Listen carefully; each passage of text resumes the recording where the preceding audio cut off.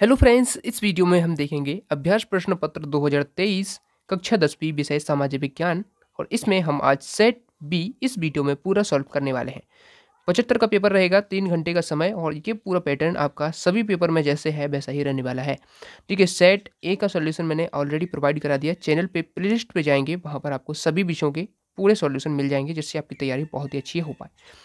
क्योंकि आपके जो अभ्यास प्रश्न पत्र हैं आपकी बोर्ड परीक्षा के पहले प्री बोर्ड की तरह ही कराए जा रहे हैं, इसलिए बहुत ही ज़्यादा इंपॉर्टेंट इसमें क्वेश्चन है डाले जाते हैं। तो आपको सभी अच्छे से कंप्लीट कर लेना है। अच्छे से लिखिएगा, इनको लिख कर जरूर देखें। तो आप तो लिख तो रही हैं कॉपी में, उसको अच्छे से लिखें। और मैं कॉपी को लिखने का तरीका भी इस वीडियो में बताने वाला हूँ, कैसे आप लिखें ताकि आपके बहुत अच्छे मार्क्स आपकी बोर्ड की परीक्षा में आएंगे। अभी से प्रैक्टिस कीजिए लिखने की, क्योंकि उस समय पर फिर आप प्रैक्टिस नहीं करते हैं तो आप बोर्ड की परीक्षा में अच्छा नहीं लिख पाते हैं। ठीक है, तो बांदे को आधुनिक भारत का मंदिर किसने कहा है? तो पंडित जवाहरलाल नेहरू इसका आंसर हो जाएगा। निम्नलिखित में से कौन सी रबी की फसल है? तो रबी की फसल क्या होती हैं? गेहूं जैसे रबी की फसल है, ठीक है, जो अक्टूबर नवंबर में बोई जाती हैं और साथ ही ये काटी जाती है मार्च अप्रैल के मध्य में यहाँ। ठीक है, उसके बाद देखिए कच्चे माल के आधार पर उद्योग कितने प्रकार के होते हैं? तो ये होते हैं 2 प्रकार के होते हैं। उसके बाद देखिए साइमन कमीशन भारत कब आया था? तो ये 1928 में आया था। सा ऑप्शन उसका आंसर हो जाएगा। उसके बाद देखिए यूरोपीय संघ का मुख्यालय स्थित है, तो ये है बेल्जियम। ठीक है, द ऑप्शन हो जाएगा। उसके बाद देखिए भारतीय रिजर्व बैंक की स्थापना कब हुई थी? तो 1935 आंसर हो जाएगा।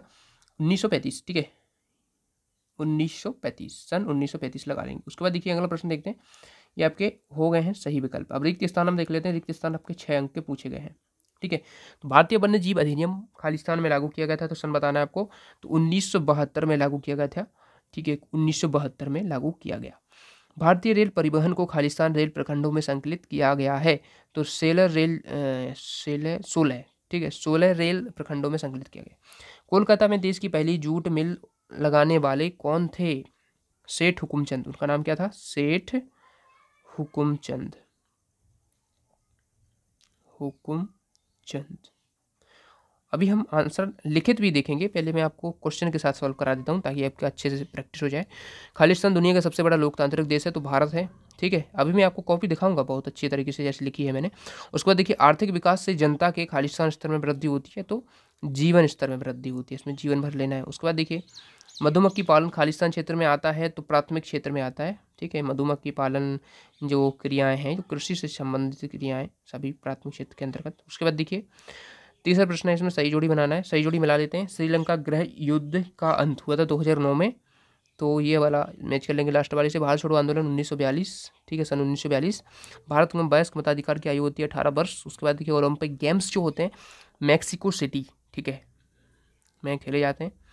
ठीक है, और भी जगह खेले जाते हैं। उसके बाद देखिए भारत में है, भारत में क्या है? लोकतांत्रिक सरकार है। उसके बाद देखिए सार्वजनिक क्षेत्र सरकार के स्वामित्व वाले क्षेत्र। ठीक है, देखिए पेपर में ऐसा काटा पीटी नहीं करना होती है, मैं आपको बता रहा हूँ जस्ट। लेकिन जो आंसर मैंने लिखे हैं उसमें मैंने सामने लिखा है इसका उत्तर। जैसे इसका उत्तर 2009 है तो इसके सामने 2009 लिखेंगे। ठीक है, इस प्रकार से लिखना होता है। प्रश्न 4 के उत्तर देख लेते हैं। बॉक्साइट किस उद्योग के लिए कच्चे माल का प्रयुक्त होता है? तो ये एल्यूमिनियम के लिए। ठीक है, इसका हो जाएगा एल्यूमिनियम। एल्यूमिनियम। एल्यूमिनियम। ठीक है, इसका आंसर एल्यूमिनियम लिख लेंगे। उसके बाद देखिए राष्ट्रीय राजमार्गों का निर्माण व रखरखाव किस विभाग के अधिकार क्षेत्र में आता है? तो केंद्रीय लोक निर्माण विभाग, इसमें आ जाएगा केंद्रीय लोक निर्माण विभाग। ठीक है, केंद्रीय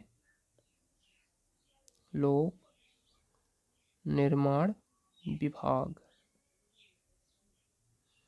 उसके बाद देखिए IMF का पूरा नाम क्या है? IMF अंतर्राष्ट्रीय मुद्रा कोष। ठीक है, अंतर्राष्ट्रीय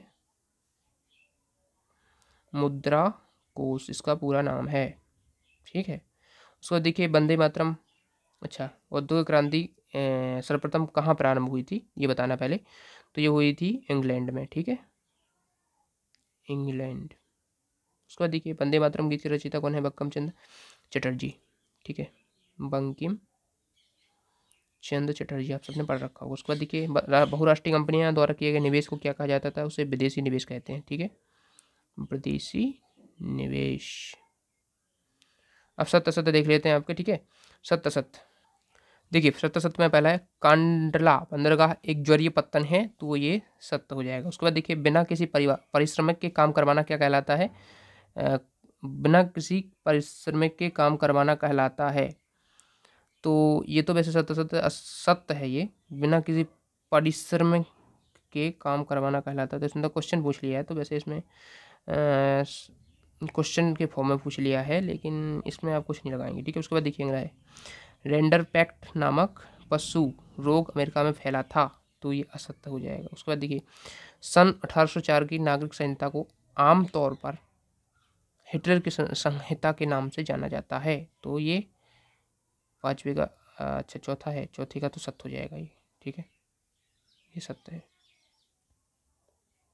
लोकतंत्र की सफलता में अशिक्षा बाधक नहीं है, तो ये गलत है क्योंकि बाधक है। प्रति व्यक्ति आय की गणना सभी देशों के लिए डॉलर में की जाती है, तो ये सत्य, ठीक है। उसके बाद देखिए प्रश्न अब हम देखते हैं, हमने ऑब्जेक्ट कंप्लीट कर लिए। प्रश्न अब देखते हैं 6 से आगे के सभी 6 से 23 तक पूरे प्रश्न, और इसमें मैंने मैप भी बताया है, ठीक है। तो देखिए प्रश्न 6 7 इसके आंसर चलिए अब हम देख लेते हैं।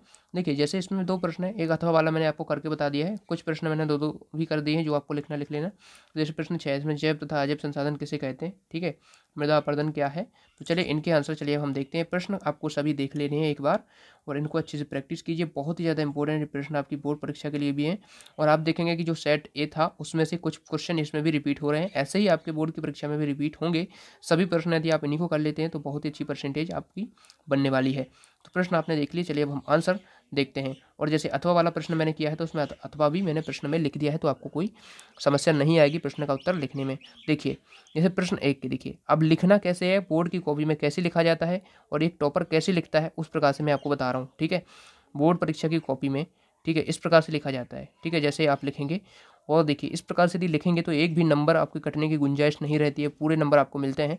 तो देखिए जैसे आपको लिखना है प्रश्न 1 के उत्तर, जो मैंने बता दिया आपको सही विकल्प वही प्रश्न 1 के उत्तर, फिर हेडिंग लगा के यहाँ पर अंडरलाइन इसको कर देना है, ठीक है। इसको ब्लैक पेन से लिखना है, ये ब्लैक पेन से लिखेंगे, और जो आंसर्स हैं वो लिखेंगे आप ब्लू पेन से, नीले पेन से, ठीक है। तो इस प्रकार से देखिए, और यहाँ पर ध्यान रखिएगा जो कॉपी होती है बोर्ड की कॉपी में, यहाँ पर लाइन पहले से खींची रहती है, तो आपको खींचने की जरूरत नहीं रहती है। यदि नहीं खींची रहती है तो खींच सकते हैं, लेकिन वैसे खींची रहती है बोर्ड की परीक्षा की कॉपी में, ठीक है। बस आपको ये लाइन खींचनी रहेगी अंडरलाइन में, बाकी आपको इस प्रकार से लिखना है, ठीक है। और इसको लाइन छोड़ें तो सही रहता है, और कहीं जैसे कॉपी में जगह के हिसाब से आप देख सकते हैं, ठीक है। तो इस प्रकार से देखिए सभी आंसर आप लिख लेंगे जो मैं बता चुका हूँ, ठीक है। प्रश्न 2 के देखिए इस प्रकार से हो जाएंगे, मैंने यहाँ पर जगह की कमी के कारण ये इसमें लाइन नहीं छोड़ी है, आप चाहें तो छोड़ सकते हैं, ठीक है। तो प्रश्न 2 का इस प्रकार से डालना है। देखिए ये एक चीज़ और ध्यान रखें कि यहाँ पर जब कॉपी लिखते हैं तो यहाँ पर देखिए ये लाइन जो खींच देते हैं, जिससे क्या रहता है कि हमें क्वेश्चन सेपरेट दिखता है, ये अलग है ये अलग है, ठीक है, इसलिए ये जरूर खींचें। उसके बाद देखिए प्रश्न 2 के जो उत्तर हैं इस प्रकार से हो जाएंगे सभी, जो मैं बता चुका हूँ आपको, ठीक है। प्रश्न 3 देख लीजिए, प्रश्न 3 की सही जोड़ी किस प्रकार से लिखनी होती है, सही जोड़ी इस प्रकार से लिखना होता है, ठीक है। कई लोग गलत तरीके से लिखते हैं, तो गलत नहीं लिखना है, आपको दोनों ही तरफ के लिखने हैं, ठीक है। इस तरफ भी लिखना है, ये भी लिखना है। कई लोग क्या करते हैं केवल आंसर लिख देते हैं, ऐसा नहीं लिखना है, जिससे जांचने वालों को कोई समस्या ना हो, वो आसानी से देख सके कि हाँ इसने सही उत्तर लिखा है, वो अच्छे नंबर पर देता है, ठीक है। तो इसके सामने ही जो आंसर सही है वो लिखते जाएंगे, जैसे भारत छोड़ो आंदोलन का है, भारत में 22 मताधिकार, ओलंपिक गेम्स, ठीक है। तो जो सही है उसके सामने सही उत्तर हम लिख देंगे, ठीक है। उसके बाद देखिए प्रश्न 4 है जो हमसे पूछ रहा है एक शब्द या वाक्य में उत्तर, ठीक है। इसके देखिए एक शब्द या वाक्य में उत्तर के जो आंसर हैं मैंने आपको बता दिए हैं, वही क्वेश्चन हैं, उन्हीं के आंसर यहाँ पर लिखे हुए हैं, ये आप देख सकते हैं। इस प्रकार से आपको कॉपी में नोट कर लेना है। उसके बाद देखिए प्रश्न 4 हो गया। प्रश्न 5 के देख लीजिए, सत्ता सत्ता देखिए इस प्रकार से आप लिख लेंगे। लिखने का तरीका मैं बता रहा हूँ आपको, ठीक है। इस प्रकार से यदि आप लिखते हैं ना तो एक भी नंबर नहीं कट सकता आपका, डेफिनेटली आपको बहुत अच्छे मार्क्स मिलेंगे, ठीक है। आप 95+ मार्क्स लाएंगे यदि ऐसा लिखते हैं तो, ठीक है। और बस आपको प्रश्न बनने चाहिए, इसलिए प्रश्न बनने के लिए आपको सभी जो अभ्यास पेपर दिए जा रहे हैं इनको ABCD सभी सेट को आपको तैयार करना होगा, जो कि चैनल पे आपको प्रोवाइड कराए जा रहे हैं, ठीक है, विद सॉल्यूशन। और चैनल से जुड़े रहिए, सब्सक्राइब जरूर करके रखें, ताकि इस प्रकार से सभी आपको ये सॉल्यूशन आपको मिलते रहे, ठीक है। जैसे कि देखिए जैव संसाधन, यहाँ पर क्वेश्चन नंबर 6 में हमसे पूछा है जैव संसाधन क्या है, अजैव संसाधन क्या है। तो देखिए वे संसाधन जिनकी प्राप्ति जीव मंडल से होती है वे जैव संसाधन कहलाते हैं, ठीक है। और जो क्वेश्चन का लिखने का तरीका भी मैं बता रहा हूँ आपको, देखिए इस प्रकार से हेडिंग डाल देंगे। उसके बाद देखिए जैसे उसमें पूछा है जैव संसाधन, यहाँ पर हेडिंग लगाएंगे जैव संसाधन, फिर उसका लिखेंगे, उदाहरण वगैरह लिखेंगे जो भी उसमें है। उसके बाद देखिए अजैव संसाधन इस प्रकार से लिखेंगे, उदाहरण लिख देंगे। इस प्रकार से यदि आप लिखते हैं ना तो कोई भी नंबर नहीं काट सकता, और पूरा में पूरा आपको नंबर मिलेगा, ठीक है। उसके बाद देखिए प्रश्न 6 हो गया। प्रश्न 7 का उत्तर देखिए इस प्रकार से लिखेंगे।